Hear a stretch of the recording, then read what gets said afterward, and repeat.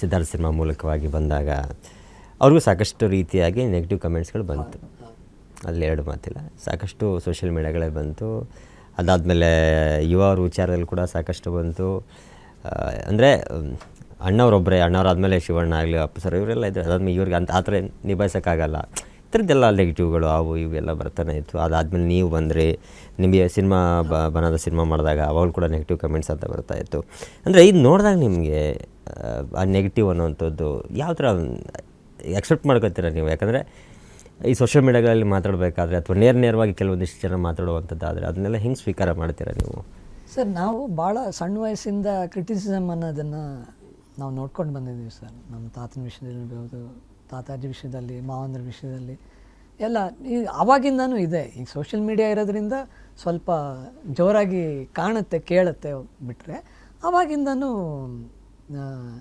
ಇದೆ. ಏನೋ ನಮ್ಮ ಫ್ರೆಂಡ್ಸ್ ಗ್ರೂಪಲ್ಲಿ ಇಲ್ಲ ಸ್ಕೂಲ್ಗಳಲ್ಲಿ ನನಗೂ ಇನ್ನೊಬ್ಬ ಫ್ರೆಂಡ್ಗೂ ಏನೋ ಒಂದು ಜಗಳ ಆದಾಗ ಈ ನಮ್ಮ ತಾತನ ಬಗ್ಗೆ ಮಾತಾಡೋದು, ಇಲ್ಲ ನಮ್ಮ ಮಾಮನ ಬಗ್ಗೆ ಏನಾದರೂ ಅನ್ನೋದು, ಆ ಕಾಲದಿಂದನೂ ನಾವು ಒಂಥರ ನೋಡಿಕೊಂಡೇ ಬಂದಿದ್ವಿ. ಈಗ ಸ್ವಲ್ಪ ಅವಾಗೆಲ್ಲ ತುಂಬ ಬೇಜಾರಾಗೋದು, ಯಾಕೆ ಮಾತಾಡ್ತೀಯ ನಮ್ಮ ತಾತನ ಬಗ್ಗೆ, ಯಾಕೆ ಮಾತಾಡ್ತೀಯ ನಮ್ಮ ಅಜ್ಜಿ ಬಗ್ಗೆ, ಮಾಮನ ಬಗ್ಗೆ ಯಾಕೆ ಮಾತಾಡ್ತೀಯ ಅಂತ. ಬೆಳೀತಾ ಬೆಳೀತಾ ನಮಗೂ ಒಂದಷ್ಟು ಲರ್ನಿಂಗು, ಅಂಡರ್ಸ್ಟ್ಯಾಂಡಿಂಗ್ ಬರುತ್ತಲ್ಲ ಸರ್. ಯಾವ ಥರ ಅಂದರೆ ನಮ್ಮ ಮನೆ ದೊಡ್ಡವ್ರನ್ನ ನೋಡಿ ಅದನ್ನು ಇಗ್ನೋರ್ ಮಾಡೋದಕ್ಕೆ ಕಲಿಬೇಕು ನಾವು. ಯಾಕಂದ್ರೆ ಅದನ್ನು ನಮ್ಮ ಮೇಲೆ ಟೇಕ್ ಓವರ್ ಆಗಿಬಿಟ್ರೆ ಅದು ನಮ್ಮ ಲೈಫ್ನ ಅಫೆಕ್ಟ್ ಮಾಡುತ್ತೆ. ಸಿನಿಮಾ ಬಿಟ್ಟು ಒಂದು ಪರ್ಸ್ನಲ್ ಲೈಫ್, ಫ್ಯಾಮಿಲಿ ಲೈಫ್ ಎಲ್ಲರಿಗೂ ಇದೆ. ನಾವು ದಿನ ಬೆಳಗ್ಗೆ ಆದರೆ ಅಪ್ಪ ಅಮ್ಮ, ಹೆಂಡತಿ, ಅಕ್ಕ ತಂಗಿ, ತಮ್ಮ, ಅಣ್ಣ, ನಮ್ಮ ಜೀವನನೂ ಒಂದಿದೆ. ತುಂಬ ಅದನ್ನು ಅಫೆಕ್ಟ್ ಆಗಕ್ಕೆ ಬಿಡಬಾರ್ದು. ಆ್ಯಂಡ್ ಇನ್ನೊಂದು ಸ್ಟ್ರಾಂಗ್ ಪಾಯಿಂಟ್ ಏನಂದರೆ ಸರ್, ಅಷ್ಟು ಕ್ರಿಟಿಸಿಸಮ್ ಜೊತೆಗೆ ಪ್ರೀತಿನೂ ಅಷ್ಟೇ ಸಿಕ್ಕಿದೆ. ನಾವು ಅವಾಗ ಏನು ಯೋಚನೆ ಮಾಡೋದಂದರೆ ನೆಗೆಟಿವ್ನ ಯಾಕೆ ನೋಡಿದ್ರೆ ಪಾಸಿಟಿವ್ ಇದೆಲ್ಲ, ಪಾಸಿಟಿವ್ನ ನಾವು ನೋಡೋಣ, ಅದನ್ನ ನೋಡಿ ಖುಷಿ ಪಡೋಣ. ಇನ್ನೊಬ್ರು ಯಾರೋ ಬಂದು ಸರ್ ಯಾರೋ ನೋಡಿ ಸರ್ ಹಿಂಗೆ ಬರೆದಿದ್ರು, ಏನು ಸರ್ ಅವ್ರಿಗೆ ಬೇರೆ ಕೆಲಸ ಇಲ್ವಾ ಅಂದಾಗ ನಮ್ಮ ಮೇಲೆ ಯಾರಿಗೋ ಒಂದು ಆ ಪ್ರೀತಿ ಸ್ಟ್ರಾಂಗ್ ಆಗಿದೆಯಲ್ಲ, ಸಾಕು, ಇದನ್ನು ತೊಗೊಂಡ್ಬಿಡ, ಅದನ್ನು ಯಾಕೆ ನಾವು ನೋಡಬೇಕು.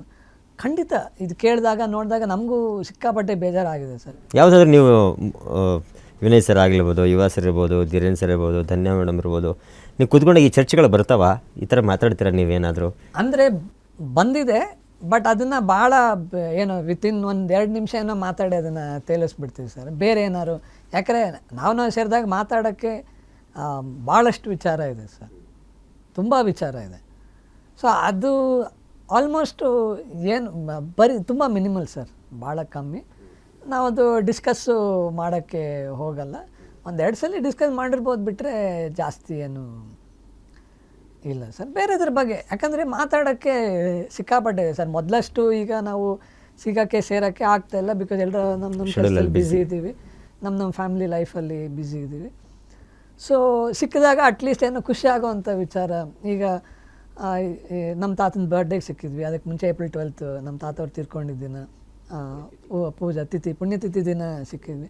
ಆವತ್ತು ಸಿಕ್ಕಿದಾಗ ಏನು ಮಾಡಿದ್ವಿ, ನಾವೆಲ್ಲ ಹಳೇದನ್ನೆಲ್ಲ ಜ್ಞಾಪಿಸ್ಕೊಂಡು ಅದನ್ನು ಮೆಮರೀಸ್ ಹಂಚ್ಕೊಂಡು, ಈಗ ನಮ್ಮ ತಾತ ಎಲ್ಲ ಇದ್ದಾಗ ಅದೇ ರೀತಿ ನಮ್ಮ ಮುತ್ತಾತ ಅವ್ರದ್ದು ಪುಣ್ಯತಿಥಿ ಮಾಡ್ತಿದ್ರು ಸರ್. ಅವತ್ತೂ ಅಂದರೆ ನಮ್ಮ ಮನೇಲಿ ಈಗ 12th ಅಂದರೆ ತಾತಂದು 1 ವಾರದಿಂದ ಮನೆಯವರೆಲ್ಲ ಫ್ಯಾಮಿಲಿ ಎಲ್ಲ ಸೇರಿಕೊಂಡು ಎಡೆಗಿಡೋ ಅಂಥ ತಿಂಡಿಗಳನ್ನ ಮನೇಲೇ ಮಾಡೋದು, ಮನೇಲೆಲ್ಲ ಹೆಣ್ಮಕ್ಳು ಸೇರಿಕೊಂಡು ಮಾಡೋದು. ದಿನಕ್ಕೆ ಪ್ರತಿದಿನ ಎಲ್ಲರೂ ಅವ್ರವ್ರ ಮನೆಯಿಂದ ತಾತನ ಮನೆಗೆ ಬಂದು ಅಲ್ಲಿ ಮಾಡೋದು. ಈಗಲೂ ಆ ಪದ್ಧತಿ ಅದು ನಡ್ಕೊಂಡು ಬಂದಿದೆ. ಆಮೇಲೆ ನಮ್ಮ ತಾತ, ನಮ್ಮ ಮುತ್ತಾತ ರಂಗಭೂಮಿ ಕಲಾವಿದರಾಗಿದ್ದರಿಂದ ಅವರಿಗೆ ಡೆಡಿಕೇಶನ್ ಆಗಿ ಹಾಡೋರು ಸರ್ ನಮ್ಮ ತಾತ. ನಮ್ಮ ಕೈಲೆಲ್ಲ ಹಾಡಿಸೋರು. ನಮ್ಮ ತಾತ ಹಾರ್ಮೋನಿಯಂ ನುಡಿಸೋರು, ನಾವೆಲ್ಲ ಹಾಡ್ತಿದ್ವಿ.